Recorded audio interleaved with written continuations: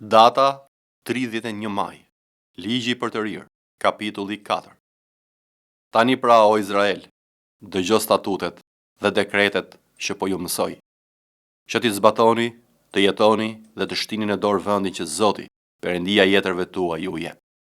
Nuk do t'i shtoni asgjë atyre që unë ju urdhëroj dhe nuk do t'u hiqni asgjë, por zotohuni të zbatoni urdhrat e Zotit, Perëndis tuaj që unë ju porosis.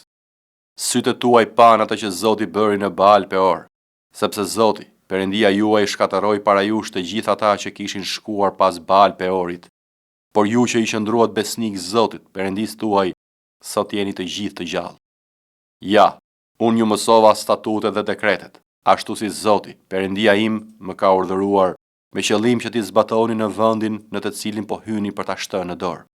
Do t'i respektoni pra dhe do t'i zbatoni, sepse kjo do të jetë dituria dhe zgjuarësia juaj në sytë e popujve, të cilët, duke dëgjuar të flitet për të gjitha këto statute, kanë për të thënë: ky komb i madh është një popull i ditur dhe i zgjuar. Cili komb i madh ka në fakt Perëndin aq pranë vetes si Zotin Perëndin ton, që është pranë nesh sa herë e kërkojmë? Cili komb i madh ka statute dhe dekrete të drejta si gjithë ky ligj që po ju vë përpara sot?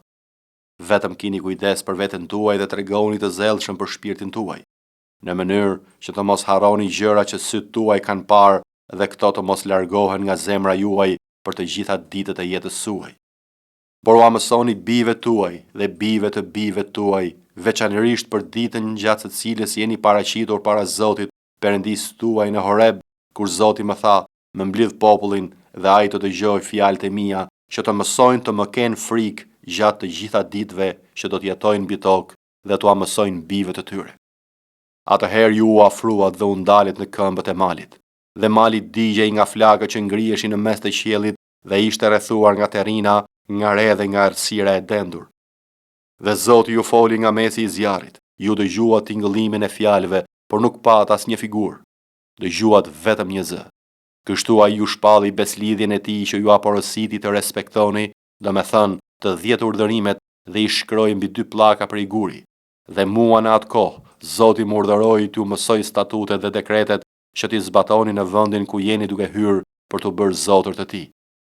Meqense se pra nuk pat asnjë figurë ditën që Zoti ju foli në Horeb nga mesi i zjarrit, tregoni kujdes të veçantë për shpirtrat tuaja, me qëllim që të mos shthureni dhe të mos gdhendni ndonjë shëmbëltyr në trajtin e ndonjë figure, paraqitjen e një burri apo të një gruaje, paraqitjen e një kafshë që është mbi tokë, paraqitjen e një zogu që fluturon në qiell, paraqitjen e çdo gjëje që zvarritet mbi dhe, paraqitjen e një peshku që noton në ujërat poshtë tokës, sepse duke ngritur syt në qiell dhe duke parë diellin, hënën, yjet, të tëra, domethënë tërë ushtrinë qiellore, ti të mos nxitesh të bijesh përmbys përpara këtyre gjërave dhe të shërbesh gjërave që Zoti, Perëndia yt, u ka dhënë tërë popujve që ndodhen në të gjithë qiejt. Por Zoti ju mori dhe ju nxori nga furra e hekurt, nga Egjipti, për të qenë populli i tij, trashëgimia e tij, ashtu siç jeni sot. Zoti u zemërua me mua për shkakun tuaj, dhe u betua që nuk do ta kaloja Jordanin dhe nuk do të hyja në vendin e mirë që Zoti Perëndia yt të jep si trashëgimi. Kështu unë do të vdes në këtë vend pa kaluar Jordanin. Ju do ta kaloni dhe do të shtini në dorë atë vend të mirë. Ruhuni se harroni beslidhjen që Zoti, Perëndia juaj, ka lidhur me ju, dhe bëni ndonjë shëmbëltyr të gdhendur në trajten e çfarëdo gjëje që Zoti Perëndia yt e ka ndaluar, sepse Zoti Perëndia yt është një zjarr që të konsumon, një Zot xheloz. Kur të kesh pjell bi dhe bi të bijve të tu, dhe të keni banuar për një kohë të gjatë në atë vend, në rast se shthureni dhe sajoni shëmbëltyra të gdhendura në trajten e çfarëdo gjëje dhe bëni të keqen në sytë e Zotit, Perëndis tuaj, për ta ngacmuar, unë thërres sot për të dëshmuar kundër jush qiellin dhe tokën se ju do të zhdukeni shpejt plotësisht nga vendi ku shkoni për të bërë zotër të tij, duke kaluar Jordanin. Ju atje nuk do t'i zgjatni ditët tuaja, por do të shkatërroheni plotësisht. Dhe Zoti do t'ju shpërndajë midis popujve, dhe nuk do të mbetet nga ju veç se një numër i vogël njerëzish midis kombeve ku do t'ju çojë Zoti. Dhe atje do të shërbeni perëndive prej drurje prej guri, të bëra nga dora e njeriut, që nuk shohin, nuk dëgjojnë, nuk hanë dhe nuk nuhasin. Por aty do të kërkosh Zotin, Perëndin tënd, dhe do ta gjesh në rast se do të kërkosh me gjithë zemër dhe me gjithë shpirt. Kur do të jesh në ankth dhe do të kenë ndodhur tërë këto gjëra në kohën e fundit, do të kthehesh tek Zoti, Perëndia yt, dhe do ta dëgjosh zërin e tij, sepse Zoti, Perëndia yt është një Zot mëshirëplot. Ai nuk të ka braktisur dhe nuk do të shkatërrojë, nuk do të harrojë beslidhjen për të cilën ju betua etërve të tu. Pyet gjithashtu kohrat e lashta që kanë qenë para teje, nga dita që Perëndia krijoi njeriu në tokë, dhe pyet nga një anë e qiellit në tjetrën nëse ka pasur ndonjëherë një gjë aq të madhe si kjo, ose në është dëgjuar një gjë e tillë si kjo. A ka pasur vallë në një popull që të ketë dëgjuar zërin e Perëndisë të flas nga mezi i zjarrit, siç e dëgjove ti, dhe të ketë mbetur gjallë? A ka pasur vallë ndonjë Perëndi që ka provuar të shkojë të marrë për vete një komb në mes të një kombi tjetër me anë provash, shenjash, mrekullish dhe betejash, me dorë të fuqishme, me krahë të shtrirë dhe me ankthë të mëdha terrori, siç bëri për ju Zoti Perëndia juaj në Egjipt para syve tuaj? Të tëra këto të janë treguar në mënyrë që të pranor se Zoti është Perëndi dhe që nuk ka asnjë tjetër veç ti. Nga qielli bëri që të dëgjosh zërin e tij që do të mësoj, dhe mbi tokë të bëri të shikosh zjarrin e tij të madh dhe dëgjove fjalët e tij në mes të zjarrit. Dhe nga që i deshi etërit e tu, ai zgjodhi pasardhësit e tyre dhe i nxori nga Egjipti në pranitë të tij me anë të fuqisë së tij të madhe, duke dëbuar para teje kombe më të mëdha dhe më të fuqishme se ti, me qëllim që ti të hyje dhe të merrje si trashëgimi vendin e tyre. Mëso pra sonte dhe mbaje në zemrën tënde që Zoti është Perëndia atje lart të qiejt dhe këtu poshtë në tokë, dhe se nuk ka asnjë tjetër. Respekto pra statutet dhe urdhërimet e tij që unë po të jap sot, që të jetosh në begati ti dhe bitet tu mbas teje dhe të zgjatësh ditët e tua në vendin që Zoti, Perëndia yt, po të jep përgjithënia. Atëherë Mojsiu veçoi 3 qytete matan Jordanit në drejtim të lindjes, në të cilat mund të strehohej vrasësi që kishte vrarë të afërmin e tij pa dashur, pa e urryer më parë, dhe me qëllim që të ruante jetën e tij, duke u strehuar në njërin prej këtyre qyteteve. Betseri, në shkretëtirën e krahinës fushore për Rubenitët, Ramothi në Galaad për Gaditët dhe Golani në Bashan për Manasitët. Ky është ligji që Mojsiu paraqiti bijve të Izraelit. Këto janë dëshmitë, statutet dhe dekretet që Mojsiu dha bijve të Izraelit kur dolën nga Egjipti. Matan Jordanit, në luginën përballë Beth Peorit, në vendin e Sihonit, mbretjet të Amorejve që banonte në Heshbon, dhe që Mojsiu dhe bijtë e Izraelit i mundën kur dolën nga Egjipti. Ata shtinë në dorë vendin e tij dhe vendin e Ogut, mbretit të Balshanit, 2 mbretër të Amorejve që banonin matan Jordanit në drejtim të lindjes, nga Aroreri që ndodhet në brigjet e përrojt Arnon deri në malin Sion, të me thënë mali i Hermonit, bashkë me gjithë fushën matan Jordanit në drejtim të lindjes deri në detin e Arabahut, poshtë shpateve të Pisgahut. Psalmi 86. Vëri veshin o Zot dhe përgjigjmu, sepse jam i dëshpëruar dhe nevojtar. Ruaje jetën time, sepse jam i shenjtë. Ti je Perëndia im. Shpëtoje shërbëtorin tënd që ka besim te ti. Ki mëshirë për mua o Zot, sepse të kolfas ty tërë ditën. Gëzoje shërbëtorin tënd, sepse te ti o Zot e lartoj shpirtin tim. Sepse ti o Zot je i mirë dhe i gatshëm të falësh dhe tregon mirësi të madhe ndaj gjithë atyre që të kërkojnë. Vëri veshin o Zot lutjes time dhe trego kujdes për britmen e përgjërimeve të mia. Unë të kërkoj në ditën e fatkeqësisë sime, sepse ti do të më përgjigjesh. Nuk ka asnjë të barabartë me ty midis perëndive o Zot, as ka vepra të njëllojta me të tuat. Tërë kombët që ti ke krijuar do të vinë të bien përmbys para teje o Zot dhe do të përlëvdojnë emrin tënd. Sepse ti je i madh dhe kryen mrekulli, vetëm ti je Perëndia. Mësom rrugën tënde o Zot, dhe unë do të eci në të vërtetën tënde. Bashkoje zemrën time me frikën e emrit tënd. Unë do të lëvdoj o Zot, Perëndia im, me gjithë zemër, dhe do ta përlëvdoj emrin tënd për jetë. Sepse e madhe është mirësia jote ndaj meje. Ti ke shpëtuar shpirtin tim nga Sheoli. O Perëndi, njerëz kryelartë kanë dalë kundër meje dhe një turm njerëzish të dhunës kërkojnë jetën time dhe nuk të vë ty para syve të tyre. Por ti o Zot, je një Perëndi i mëshirshëm dhe i dhëmshur, që zemërohet ngadalë dhe që ka shumë mirësi dhe të vërtetë. Kthehu nga unë dhe ki mëshirë për mua. I jepi forcën tënde shërbëtorit tënd dhe shpëto birin e shërbëtores sate. Tregom një shenjë të dashamirësisë sate, me qëllim që ata që më urrejnë ta shohin dhe të mbeten të shushatur, duke parë që ti o Zot më ke ndihmuar dhe më ke ngushëlluar. Psalmi 87. Ai i vuri themelet e tij mbi malet e shenjta. Zoti i do portat e Sionit më tepër se të gjitha banesat e Jakobit. Gjërat e lavdishme thuhen për ty, o qyteti Perëndis. Do të përmend Egjiptin dhe Babilonin ndër ata që më njohin. Ja Filistia dhe Tiro së bashku me Etiopin. Ky ka lindur atje. Dhe do të thuhet për Sionin, ky dhe ai kanë lindur tek ai. Dhe vetë shumë i larti do ta bëjë të qëndrueshëm. Zoti duke shqyrtuar popujt do të regjistrojë, ky ka lindur atje. Dhe këngëtarët dhe ata që u bien veglave do të thonë, të gjitha burimet e mia të jetës dhe të gëzimit janë të ti. Isaia, kapitulli 32.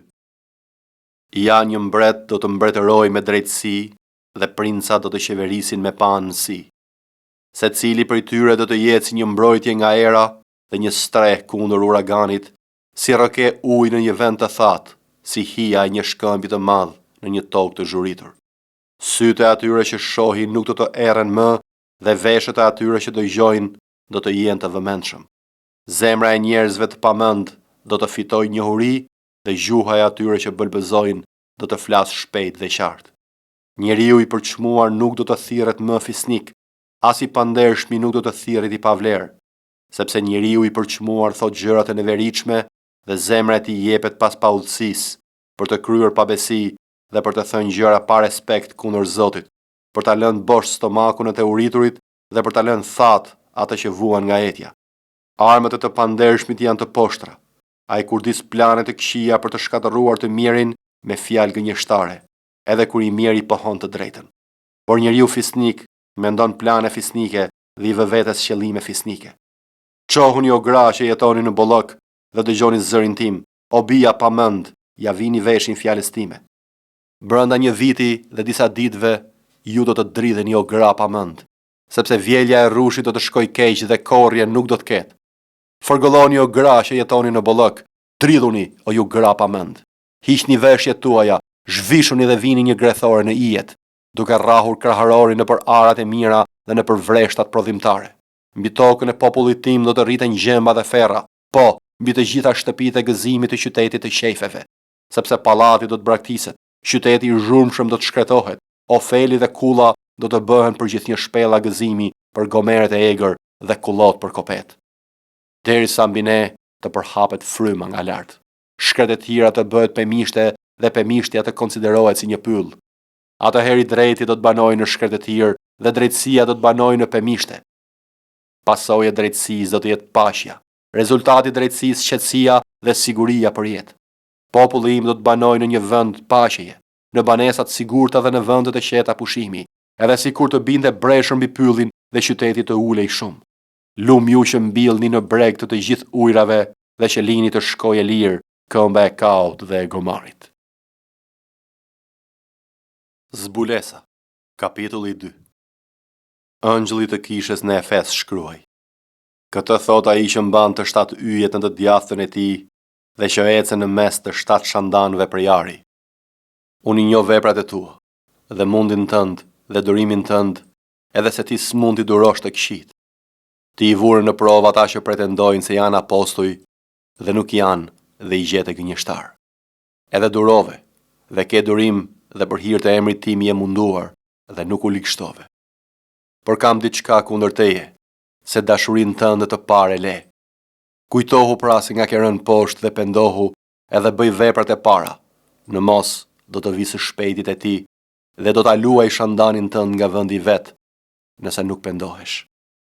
Por ti ke këtë, që i urren veprat e Nikolaitëve, që i urrej dhe unë.